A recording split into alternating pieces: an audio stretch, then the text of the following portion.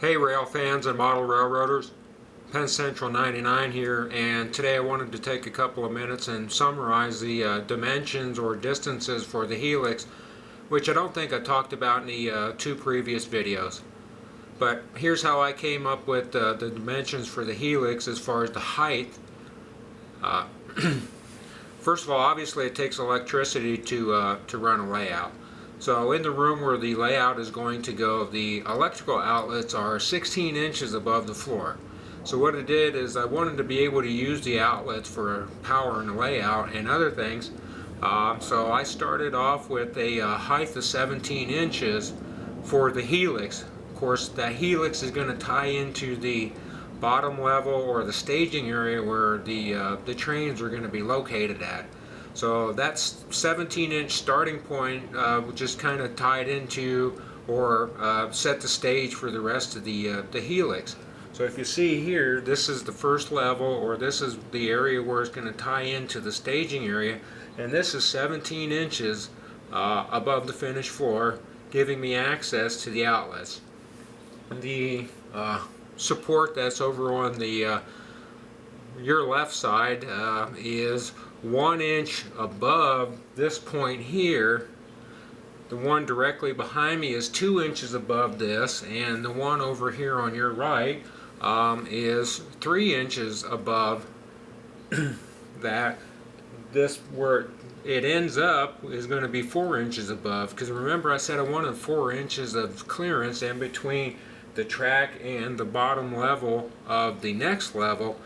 That way I didn't have any problems with rolling stock or locomotives hitting anything. And basically after, so this is 17 inches, that's 18 inches, 19 inches directly behind me, and 20 inches over here on your right. Once we get the first level in, the 4 inches in between the bottom and the top, everything else is just 4 inches separation from there on all the way to the top. You can see here I've got this board is marked. All the boards are marked, you just can't see them in the video, but I've got it marked here where the plywood or the next tier is going to go and tie in. So that's pretty much how I came up with the distances or the separation marks for the Helix and the levels. Not a whole lot of complexity to it, but I figured I would cover that before we went on to the next thing. Okay, the next thing I want to talk about is the bus and feeder wires for the Helix. This is going to be pretty simple, and what I'm going to use is I'm going to use some old speaker wire, or this is labeled audio cable. It's 16 gauge, and you can see I got two wires that come out of the sheath here, and when I remove them, got a black and a red wire, and what I'm going to do is I'm going to run these up the side of the supports closest to the feeder wires for the track. And what I'll do is I will trim the insulation back from around the wiring and do basically what they call a T-tap for the feeder wires. So this will run over to the 16 gauge bus wire that goes to the 24 gauge feeder line to the track, or feeder wire, and it'll be soldered together, so each feeder line is going to have its own bus wire. So I'll give you a close-up shot of how we're going to do that.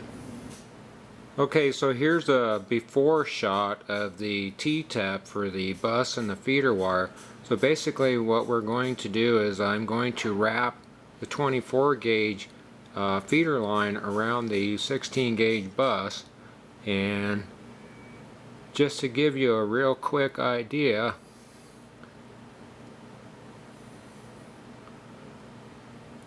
so that'll be a before shot, and then I will solder that together to make sure that we have a good strong connection. So let me get the Helix wired up, and we'll take a look when it's done. Here's what it looks like before soldering. As you can see, I got the feeder wire, which is the white wire.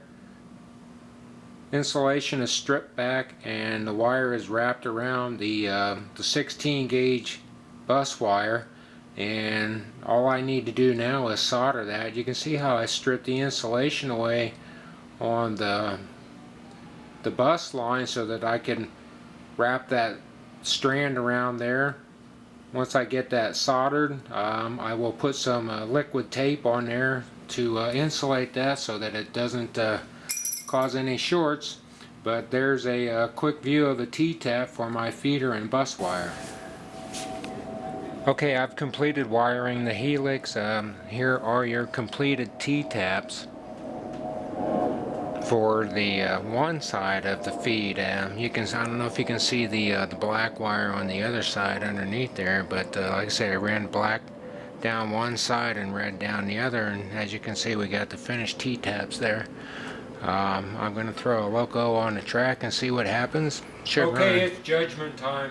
I got the DCC Penn Central loco out, and I got the DCC Digitrax power pack hooked up to the feeder wires on this side. It's time for a test run on DCC to make sure we don't have any interruptions on power. I did a test run earlier and discovered that this joint right here kept derailing the locomotive. What happened after I checked it, the track was out of gauge. So now that I've readjusted the track and got the track back in the gauge, you don't have any issues with derailing. So let's go ahead and fire up the loco and see what happens.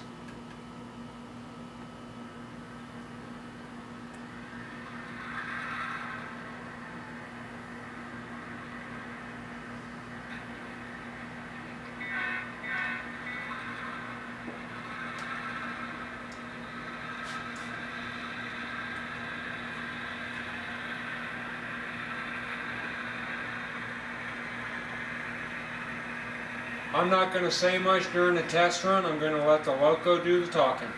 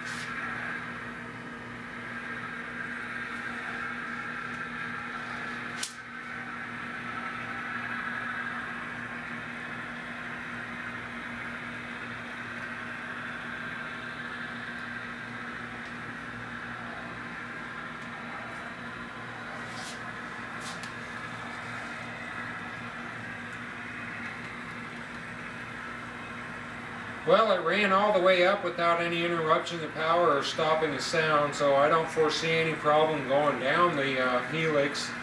So, once again, that's it for today. I'm getting pretty tired. Gonna go have some dinner. Thanks for watching.